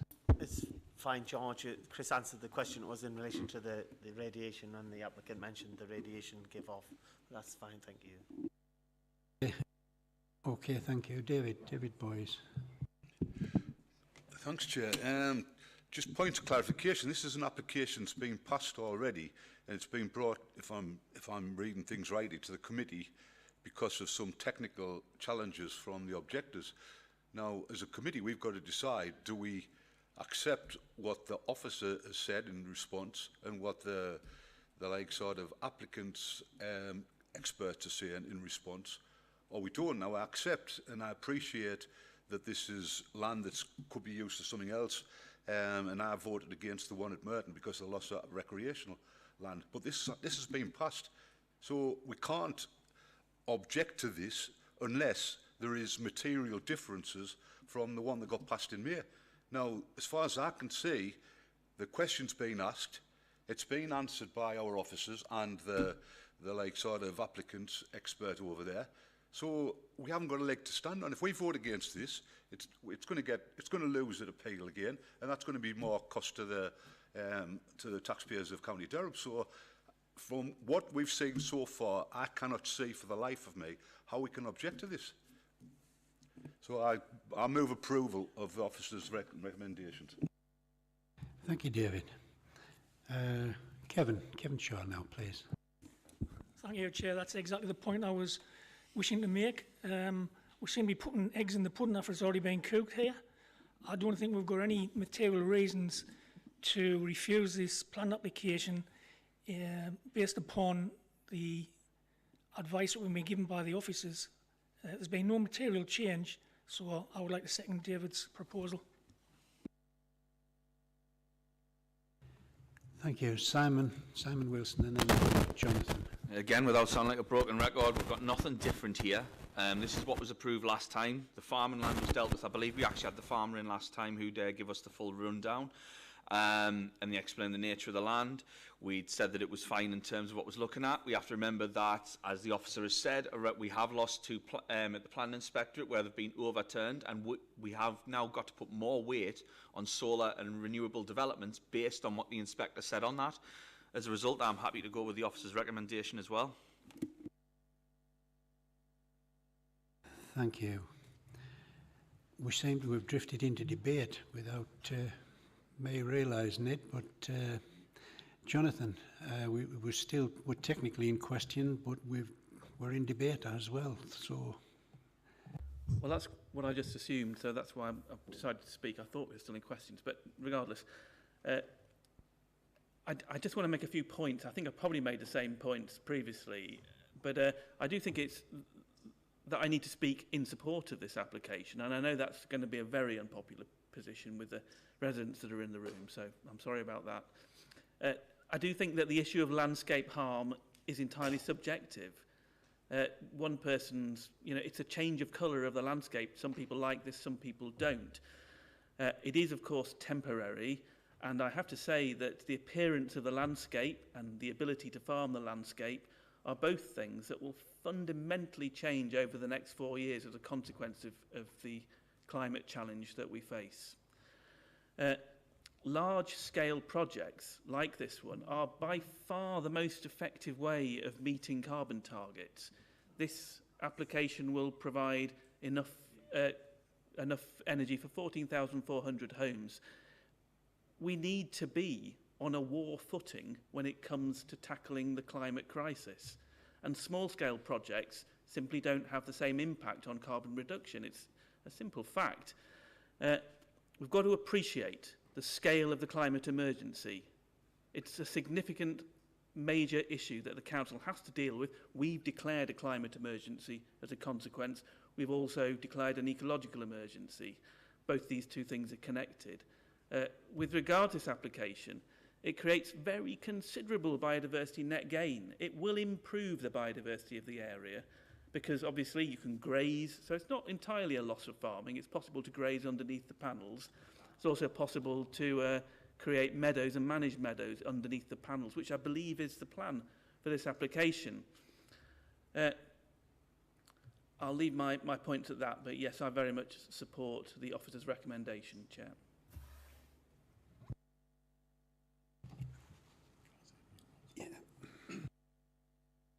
Thank you, Chair. Just a couple of points, really. So clearly, members are being asked to reconsider this application in its entirety today. So you're not entirely constrained by the in-principle decision that was made on the 8th of May. Clearly, that's a material planning consideration, but you are able to make an entirely fresh decision today.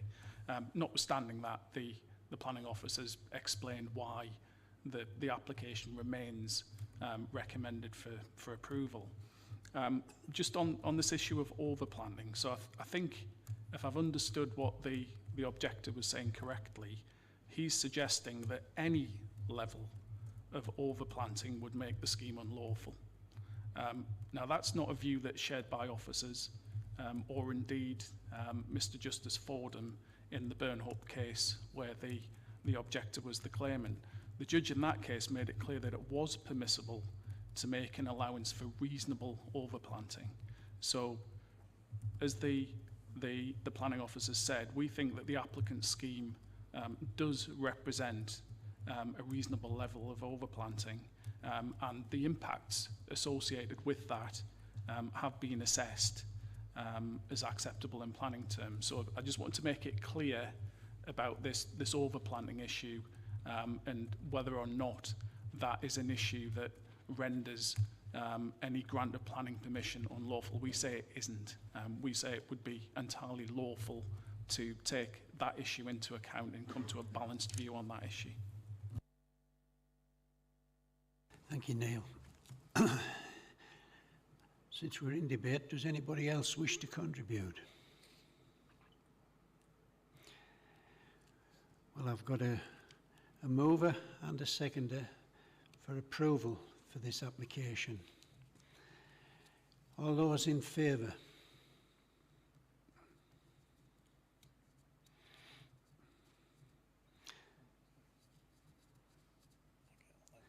All those against?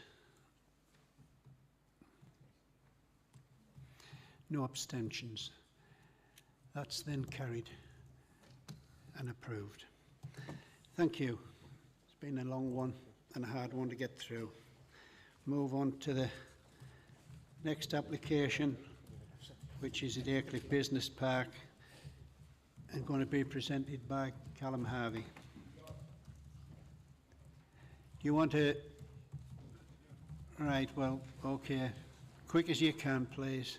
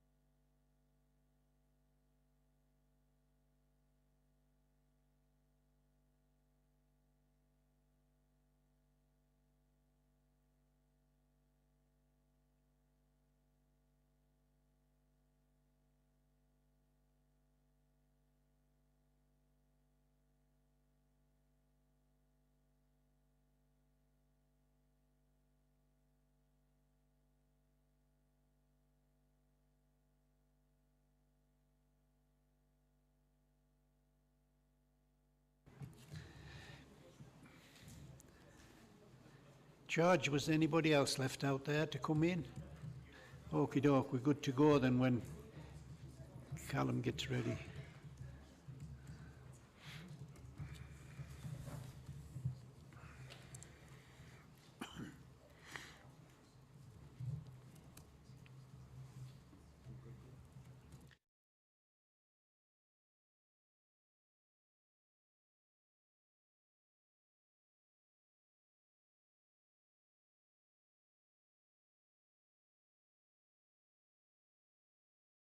Aycliffe Business Park, and Callum Harvey's going to present it to us. Thank you, Chair. Just a couple of quick updates before we get into the presentation. Just some revisions to the officer report before members. The first update is regarding paragraphs 4 and 131 of the officer report, which highlight that the site is a designated local wildlife site in the County Durham Plan. So just for clarity, Chair, this was as of 2020 when the County Durham Plan was adopted. However, the site was de-designated prior to this application being received in 2023.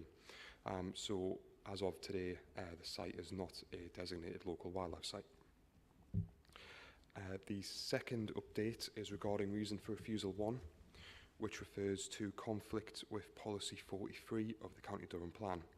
This is an error, as Policy 43 only refers to protected species, whilst this application raises concerns with dinghy skipper, which is a priority species, not a protected species, so they are separate designations. Therefore, reason for refusal 1 should be updated to remove reference to Policy 43 of the County Durham Plan, as it is not relevant in the reason for refusal. Officers still find conflict with Policy 41 of the County Durham Plan and with the MPPF. So reason for refusal 1, it still stands, it just needs to be amended to not include Policy 43. So just to get into the presentation, Chair, the proposal is for engineering and associated works to form an enclosed area in association with a proposed storage use. And the site is located at land north of Emerald Biogas on Preston Road in the Aycliffe Business Park in Newton Aycliffe. So the first slide shows the location of the site in the context of the wider settlement. So you've got the main town to the north with the industrial estate to the south. And this is an aerial photo of the site itself. So I've drawn roughly the extent of the red line. We have industrial premises to the north, east, south and west. We've also got some warehousing to the north as well. So the site currently comprises grass and scrubland. We've got tree belts along the western and eastern edges. So the next slide just shows a site plan from a plan permission that was granted back in 2013. So that was for industrial and warehouse buildings on the current site. So this is mentioned in the report as well. So there's a paragraph in the report just explaining a bit of a comparison between that approved scheme and the scheme that is currently on the table. So that previously approved development was for a range of buildings with green roofs, soft landscaping and the creation of pond swamp features. So this is the currently proposed site plan. So the proposal seeks to create a large area of hard standing with a 2.4 metre high fence around the edge of it. The works would include a slight relevelling of the land, and that will create a volume of earth which will then be used to create bunds at the eastern and southern edges. The tree belt to the west would mostly be retained, as would the tree belt along the very eastern edge. So access would be sought from the southwest corner off of Preston Road, as indicated there at the bottom left of the image. And the proposal does seek to create a dinghy skipper mitigation area at the eastern edge of the site. And this is another drawing which has been submitted. It's an indicative proposed section of the eastern edge of the site. Again, it's just indicative, it may be subject to change. So working from left to right, we have the 2.4 metre high fence, which would enclose the hard standing area. Just to provide a little bit of reference in terms of height, we then have two mounds which are going to be approximately 3 metres in height. We then have the existing footpath, which would be retained as part of the works, and we then have the existing belt of trees along the eastern edge of the site, sloping down away from the site. So just to quickly flick through some photographs, this is the first one taken from the highway to the north, looking south across the site. So you've got the anaerobic digester plant off in the background. And this is a view of the eastern end of the site, looking south. And this is a view of the centre of the site with the western edge of the site on the right-hand side. And these are some photographs of the eastern edge of the site, so the footpath looking south, and also the area just to the right of the footpath where the buns would be proposed. And this is a photograph of the northeast corner. This is irrelevant as the proposal may look to provide replacement tree planting in this part of the site. So in terms of the consultations and representations that have been received, just to quickly summarise, we have no objections from statutory or internal consultees, subject to conditions where appropriate, with the exception of an objection from the ecology officer. So the ecology officer has objected due to the lack of sufficient information which can clearly demonstrate that the impact on the identified priority species will be sufficiently mitigated. So that is set out in detail in the report and discussed in the assessment section of the report. The drainage officer, whilst not objecting, the drainage officer doesn't object to the application, although following changes to the site plan, officers are seeking some additional information on the drainage point. The trees officer, again, doesn't formally object, but they do note the proposed loss of trees, which would need to be mitigated for as part of this application. They have provided some advice on replacement tree planting within the site, so in terms of where it should be located and also species and the size of the trees. So we haven't received any representations from members of the public. It's likely because the site is located in an industrial area and the proposal is for B8 use class storage. So just to quickly summarise the conclusions of the report, Chair. So as explained in the report, the proposal leads to clear conflicts with a number of policies in the County Durham Plan, as well as conflict with the Neighbourhood Plan and with the NPPF. The public benefits of the proposal have been considered, though they do not, well, officers feel that they do not consider that these outweigh the concerns identified. The application has been considered since July last year. It was received without the pre-application advice of officers, and following 5 rounds of consultation with the ecology team, their concerns remain unresolved, and officers have decided to bring this application to this committee for determination. So for the reasons set out at the bottom of the officer report, as updated, officers recommend that members refuse plan permission for this application. Thank you, Chair. Thank you, Callum. Now we've got no parish councillors, no local members and no objectors. But we've got for the supporters either or Anthony Greeley or Phil McCarthy. Yes, good morning, Chair. You'll have 5 minutes or 5 minutes between you.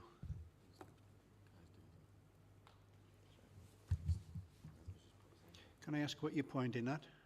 Sorry, I thought one of the members wanted to speak at this point. Okay, go ahead, Jim.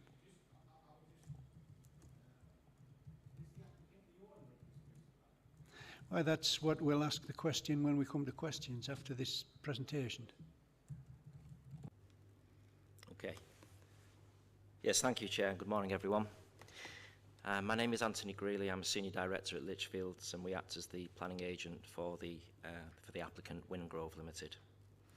Since submitting the application to the Council in July 2023, around 15 months ago, the applicant and the wider design team have sought to engage positively with your officers. During that time, the scheme has been enhanced to reflect comments received.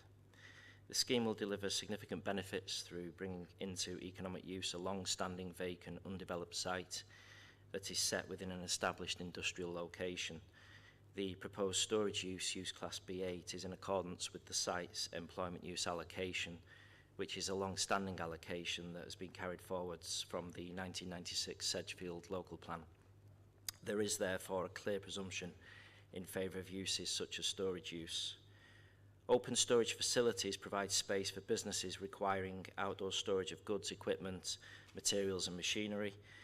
The approval of this application would provide support for existing and new businesses in this part of Durham and reduce the potential for businesses to relocate elsewhere in order to meet their storage needs. In relation to biodiversity, you will note from the officer's report that planning permission has previously been granted to develop this site for industrial units. The plan was presented on screen. When planning permission was granted for the previous scheme, it was the subject of a legal agreement which resulted in a payment being made of £90,000 to the council for compensatory improvements to habitat elsewhere off-site. The officer's report at that time confirmed that the payment, and I quote, would absolve the applicant from needing to carry out any further biodiversity mitigation works to the application site. We consider it significant that there were no conditions attached to that previous planning permission that required any of the biodiversity features that were shown as approved, i.e. the green roofs, the ponds and the hedgerows, no conditions that required them to be installed, and quite importantly, there were no requirement for any management of those features over time.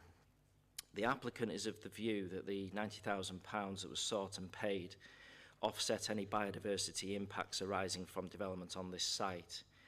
However, in order to address comments made by your officers, the current scheme as designed includes an area of land to provide habitat for dingy skipper butterflies.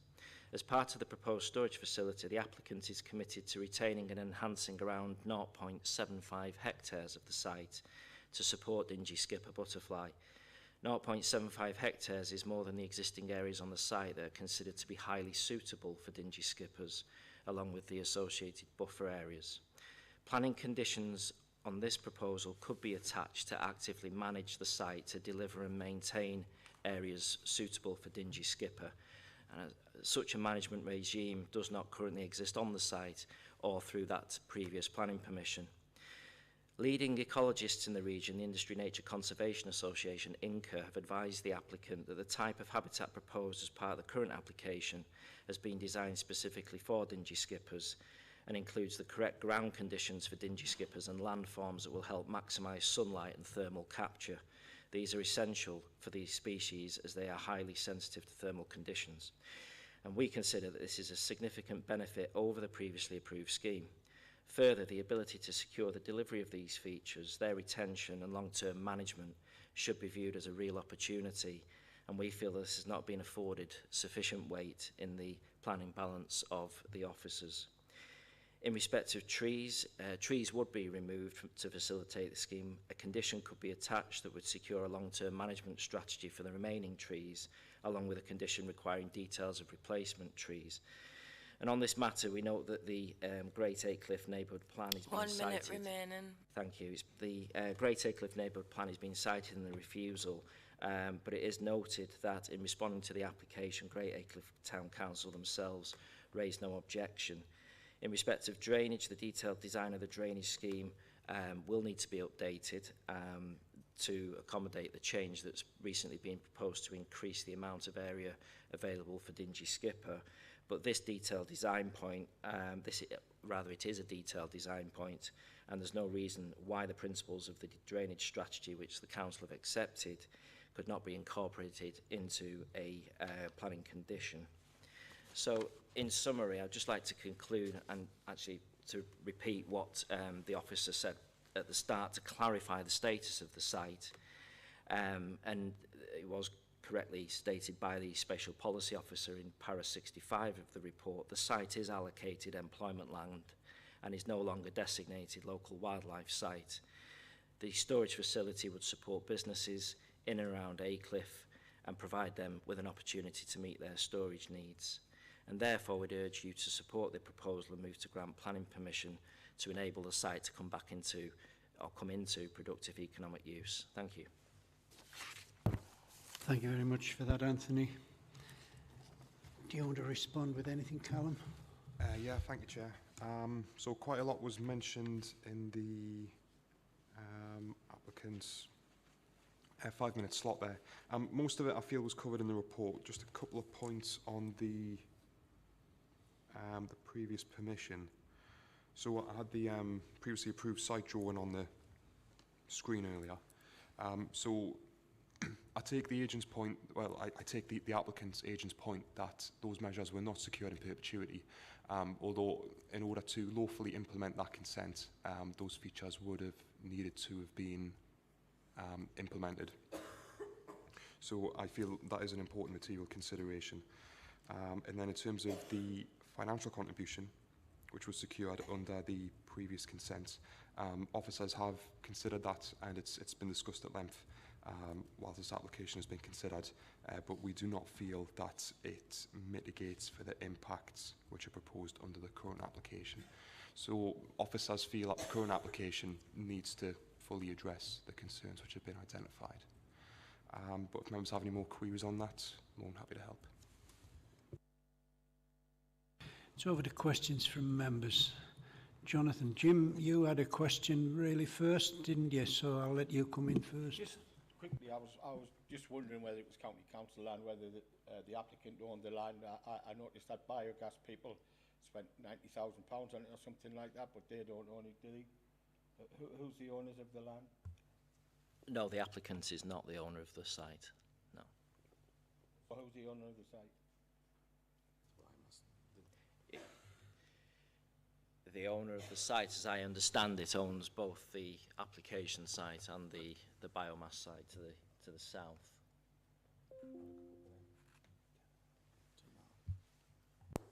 Sorry, Chair. Can I just say, this is in my ward as well. In terms of, I have no pecuniary interest or anything like that. I'm just saying that as a declaration of interest. But it's just in my ward.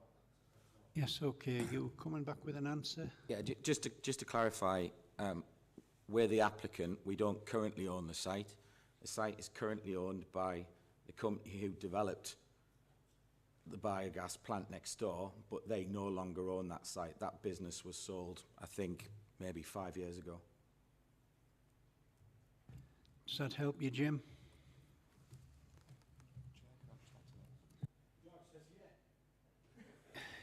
Yeah, Callum's going to answer that. Sorry, I'm not trying to be difficult. I mean, I was just, when they had spent £90,000 on it, and you were the applicant, I was just trying to make out, I thought the county might own it at first, right? So I'm just trying to get my ducks in order, George, as you say. Yeah, well, Callum's going to help, I think, now. Chair, so I can understand why members may want to ask the question.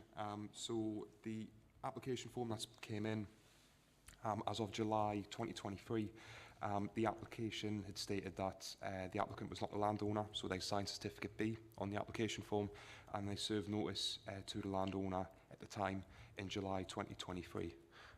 But usually who the landowner is would not normally be a material consideration in the assessment of the application.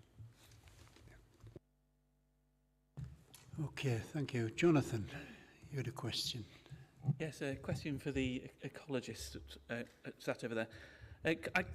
Can I ask you to explain in a little bit more detail your concerns about the net impact create? Or what sort of impact are we talking about here? And the impact is, as Callum mentioned, it's on a priority species, Dingy skipper, because at the moment there is a proposed mitigation planning, but it doesn't give us any confidence that it will maintain the population on site in the longer term. There is issues of the scale of the land being provided. There's issues about a donor site which would hold dingy skippers in the meantime, which hasn't been identified.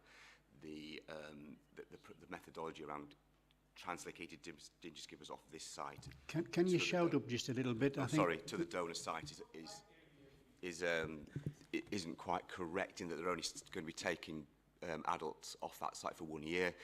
That site has contained up to 30 individuals.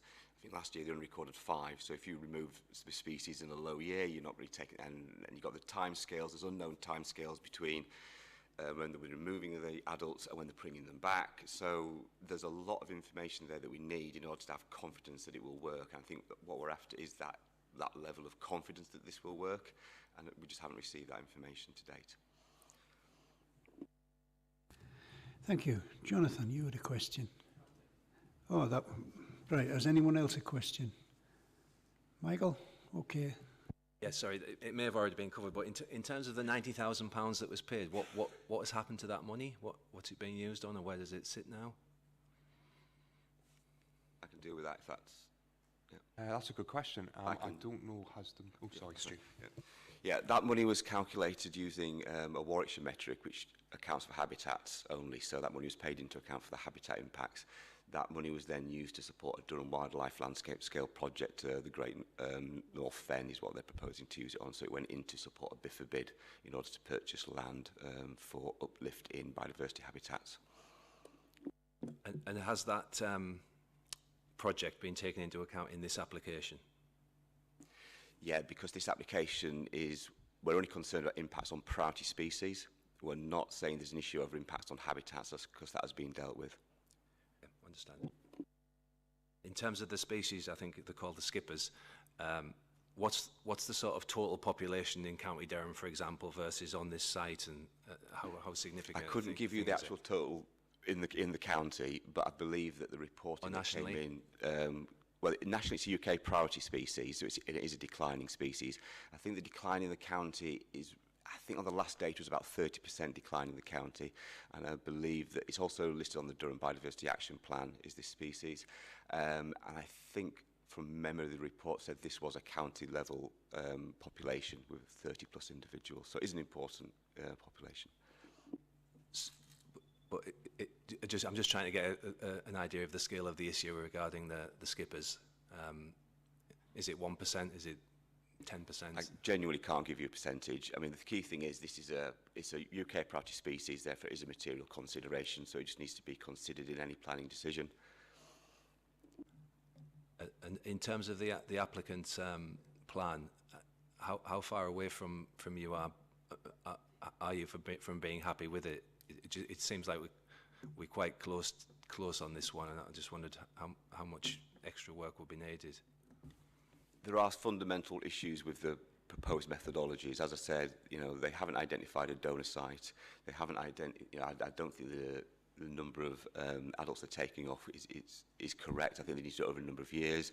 There's issues about whether removing adults and placing on a donor site is actually viable. Normally you'd be moving turfs and taking larvae across with you as well. There's issues over just this general scale of the habitat they're producing. Now, yes, further information, we might tick all those boxes off, but at the moment, I think as it stands, I think there's too many unknowns, certainly for me to be comfortable that you would maintain the ginger skipper population on site.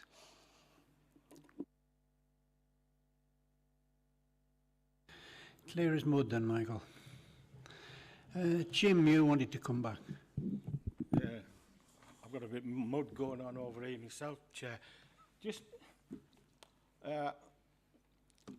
so from the point of view of, it's just this, as far as I'm concerned, I've looked at it from an economical point of view, and from the storage point of view, and the other points of view, there's reasons why I would accept this application. I'm just a little bit confused about the biomass. They spent that 90,000 looked like compensation or something like that relative to what might happen or whatever on that site, and the applicant, and you don't have to own something to get planning permission for it, so we've got somebody over here who's applying for it, so I don't really know who that's going to be. It's just that it's going to do what it says it's going to do, put this storage space on, fit into the economy, suit everybody really quite nicely. It's on an industrial estate, so it's just a confusion on the ownership and things like that nothing's going to change if I thought to accept that application.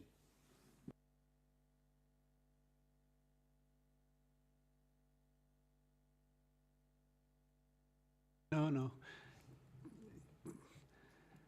Okay, switch your mic off. Any further questions before we go into debate? I've got my finger on the pulse this time. We're going into debate. Who would like to? Jonathan. Thank you, Chair. I'd like to kick off this debate because I'd like to put this site in context. Looking back 30 years, my first ever job was working as an environment ranger for a Great Aycliffe Town Council, and I conducted what's called a Phase 1 botanical survey of the whole of the town council area, including the industrial areas, the countryside surrounding the town, and everywhere. and obviously identified this site, which locally is called the Snipe, as of significant ecological interest. Now, that might sound a surprise because it's in the middle of an industrial estate, but actually it's quite often the case that you find an extremely valuable site within an industrial area, simply because it's not been intensively managed. It's just been left there for a long period of time. And this one now has probably been left untouched for about 60 years or so on extremely poor soil. So the perfect conditions for regeneration of what became a really quite species-rich, low-nutrient grassland, I suppose is a technical term. But to flesh that out into something more relevant, you know, this has a range of interesting plants on it. So common spotted orchid, bee orchid, twayblade are all there. And those plants only colonise in particular and sensitive locations.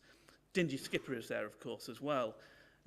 And, you know, in my experience as an ecologist, often ecological consultants will propose mitigation. You know, we can compensate for that impact by translocating turf or moving stuff from one place to another and make it sound as if that's just an easy thing to do and straightforward with no complication.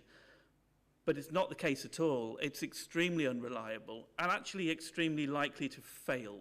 There's a high degree of risk whenever it comes to a translocation of the sort of turfs and vegetative assemblage that we're talking about here.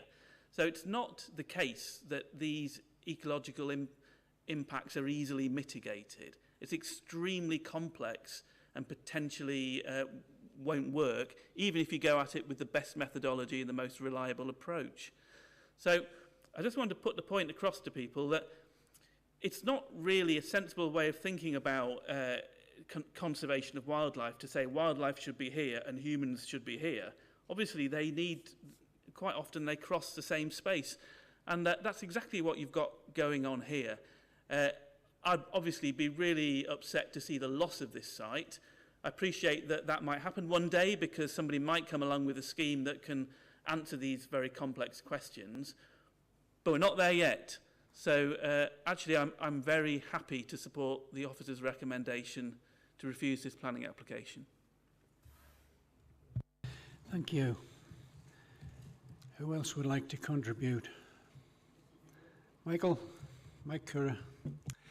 Yes, I'm in the slightly opposite camp to the other councillor. I think it's we've said that it's an industrial area. It's designated for use for industrial usage, and I do think that the applicant, both in the past and now, is making good efforts to mitigate the change in the use. But the use is for an industrial application. And I do think that the applicant's made quite a lot of work to try and move towards the officers on this. I do just worry that if we start rejecting things for ecology in every single instance, we're just kind of moving problems from one application to the next. Like if there is a market need for storage, where's it going to go? It'll go somewhere that might impact on local residents, etc. And I think it's as with all planning, it's a balance. And I think the fact that we don't really know as to how significant a site this is and what impact it will have on the species as a whole, those skippers might move to another adjacent place themselves. So yeah, in terms of balance, I think the balance for me would be to go against the officer's recommendations and propose that we pass the application for the economic benefit, really.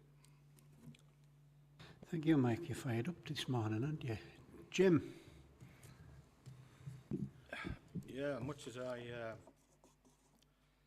usually take on board what the officers are telling me, like, but for economic reasons, I'm a little bit confused by the application in the first place, the ownership, the biogas business and all that. But in terms of what the applicants wanting to do with that space, just looking for me, it looks ideal for exactly what they want to do. And just the industry around it, everything else that's going on, seems a perfect spot. It isn't. There might not be many employees on there, but it's going to be doing a lot of work and a lot of people milling about. And in terms of storage, I know quite a lot of people around worked in this area.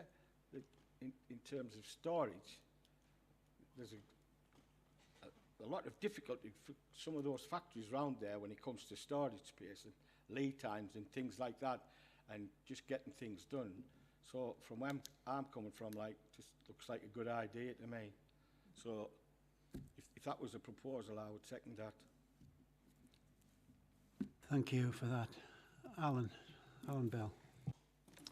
Thank you, George.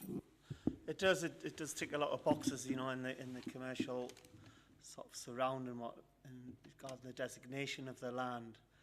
I just feel like, you know, maybe it's like, you know, the report and like sort of the officer's recommendation, whether the, you know, the current scheme sort of, you know, and the concerns of the ecology, what have you, you know, is there some scope to like sort of, you know, to get back around the table and to bring us a better, you know, address these concerns? Because I think it's at the end of the day, I think it's probably going down the right line, but it's probably not quite the application to keep every department happy. And I don't know, you know, if it's worth sort of looking into deferring it to get to that stage, to bring a you know, maybe in inverted commas, a better scheme forward, rather than a refusal, if that was to happen. Just my thoughts anyway, Chair, thank you.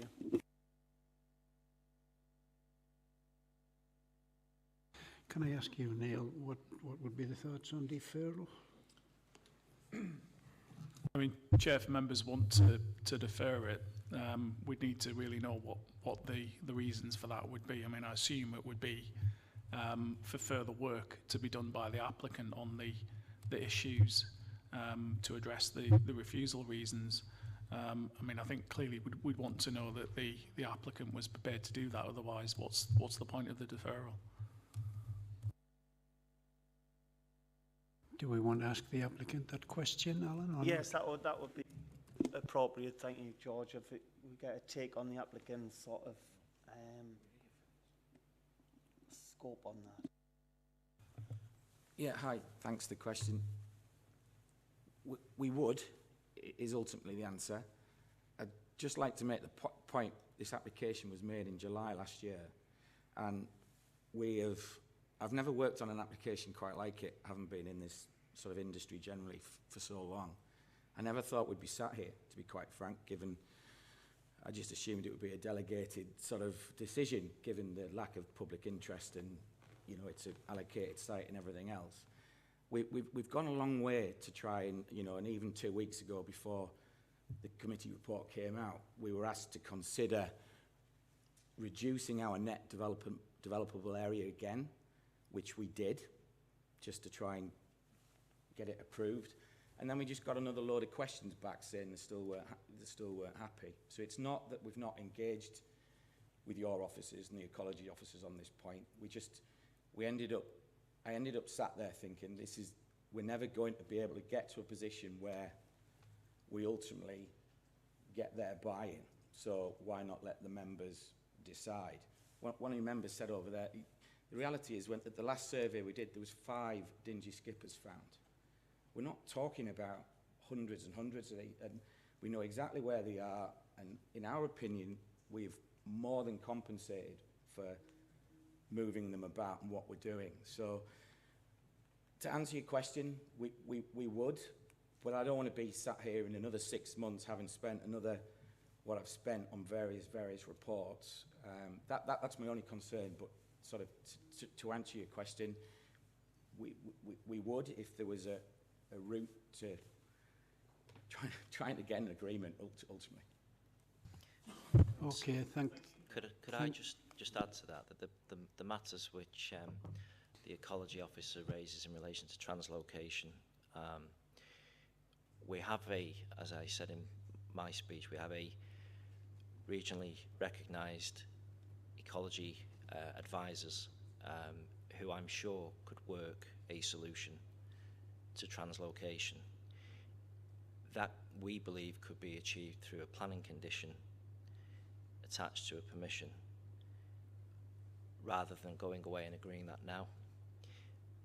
However, we will accept a deferral if you would prefer for that to be done in advance.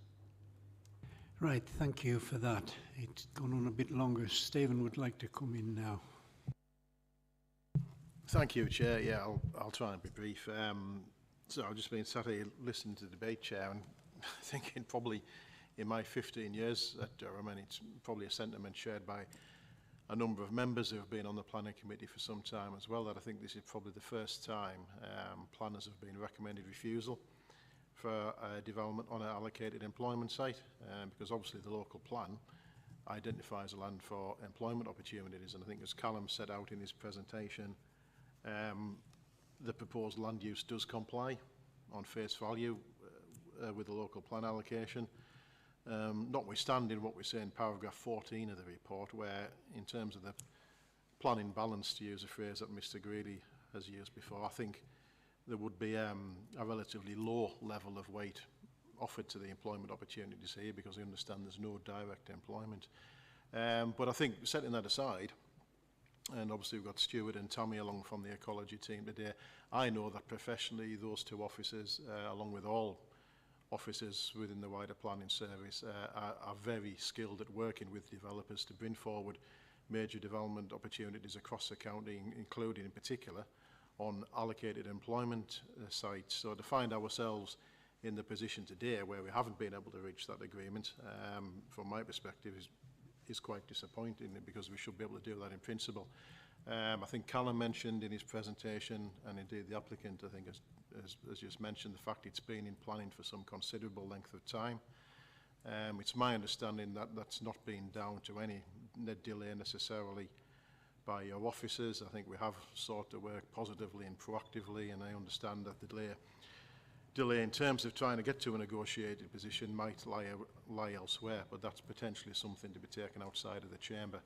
But if there is an acceptance from the applicant that a deferral might lead to more proactive negotiations to hopefully get us into a position where we can box off these one or two outstanding issues to view the application more favourably, I think just listening to the debate, Chair, that might be a wise move in this circumstances.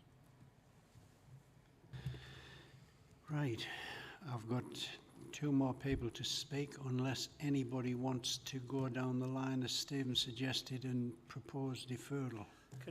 So could I formally recommend deferral on the application, please, Chair? Kathy and then John. I'd like to second that, Chair. John? Okay. So we've got a proposal now for a deferral. Are you wanting to speak before we take the vote, Jim? It's a clarification for me, Chair, right? So, I've said this before in planning meetings, but I've just listened to what the applicant said, and I've just listened to what Stephen said. I always go with the application that's in front of me, and I understand the time that you've spent on this, right? So as far as I'm concerned, there's a proposal, there's a recommendation, a refusal, and a proposal to vote against the... So all I have to do is vote for or against that motion there, unless there's another I heard another motion, but it didn't get seconded, or I haven't heard it yet, right? So, unless somebody's I don't mind going with a deferral if you can feel as though you can make something out of it, but at this point in time, I was voting in favour of this, and anybody wants to vote against it, it's up to them. So it's not an objection. If that'll help them out, if you know...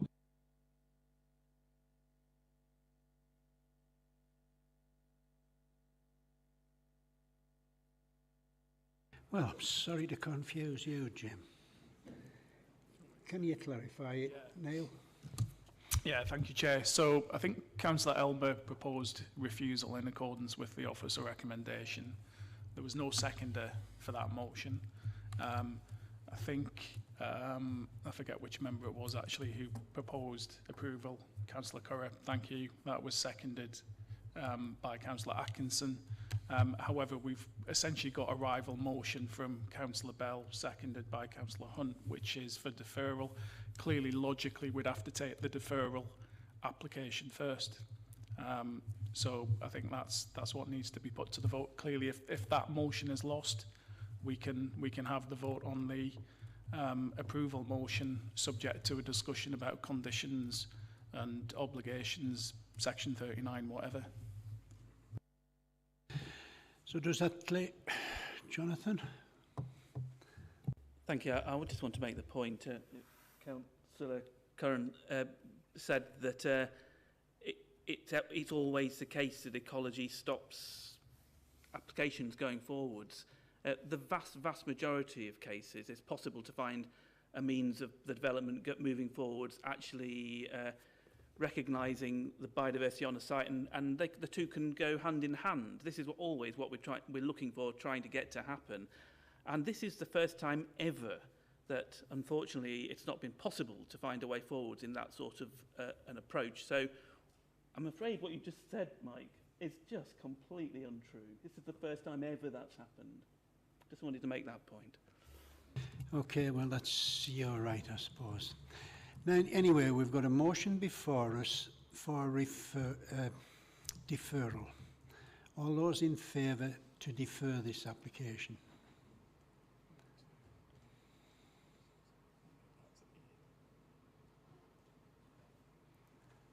All those against deferral? Well, that's the route we're going down the nail, isn't it? That we've approved deferral until you lads over there can come back with the relevant information that the council has asked for. Hopefully sooner rather than later, then we can get some clarification. And I think that concludes today's business. Thank you very much for your attention. Please just sit still till we get the okay for the YouTube.